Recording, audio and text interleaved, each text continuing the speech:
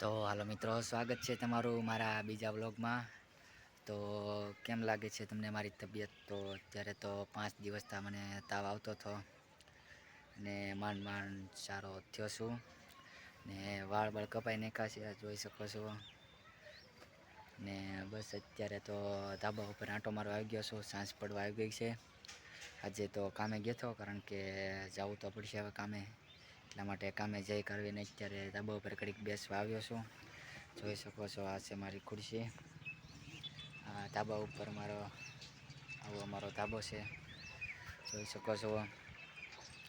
અને પાછળનો પણ ખૂબ જ નજારો મસ્ત છે. જો મિત્રો, તો અમારા ધાબા ઉપરથી આવો નજારો બતાય છે, મસ્ત ખેતર છે, જોઈ શકો છો. આજુબાજુમાં મકાન પણ છે.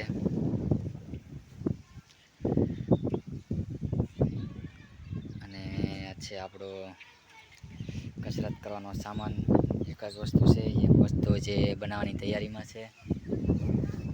અને જોઈ શકો છો મિત્રો, તો આવું બધું છે અમારા ઘર આજુબાજુમાં. તો મિત્રો, તમને એક વસ્તુ બતાવું. જો અહીંથી ભવાની માતા છે, ત્યાં લાઇટ હાઉસ છે.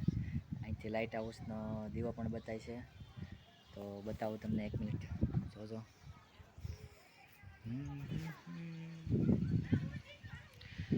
તો તમને સહેજમથી લાઇટ બ્લિંક કરતી બતાતી છે. સો મિત્રો, આ જ છે. પછી આપણો ફોન એટલો બધો સારો નથી. જો આ મિત્રો, આ લાઇટ થશે હમણાં એક વ્હાઈટ કલરની. જો મિત્રો, એ ભવાની માતા મંદિરનો લાઈટ. અને આ છે બસ મારે રોજને બેસવાની ખુરશી. તો મિત્રો, અત્યારે તો બસ બેઠો છો ધાબા ઉપર. અને કાલમાં રજા છે, એટલે કાલમાં એક વિડીયો ઉતારવા જઈશું, ત્યાં નવરાઈ મળશે તો. નકર તો ઘરે સૂઈ જશું. તો મિત્રો, તાવના વાયરા ખૂબ જ હોવાના કારણે તમે પણ લોકો ધ્યાન રાખજો. તાવ ન આવે. બહારની ખાવાની વસ્તુ અને બહારનો નાસ્તો ઓછો રાખવો, કારણ કે ચોમાસા ઉપર તાવ આવી શકે છે. અને નાના બાળકો માટે તો ખૂબ જ તાવના વાયરા છે. એટલા માટે નાના બાળકોને ખૂબ જ તાવની ને શરદી ઉધરસને એવું પણ થવા કરે છે. એટલા માટે એને ખૂબ જ ધ્યાન રાખવી. તો જોઈ શકો છો મિત્રો, અત્યારે તો મારી તબિયત ખૂબ ફાઇન છે. અને તમે પણ બને રહેજો મારા વ્લોગમાં. તો થેન્ક યુ. હર હર મહાદેવ.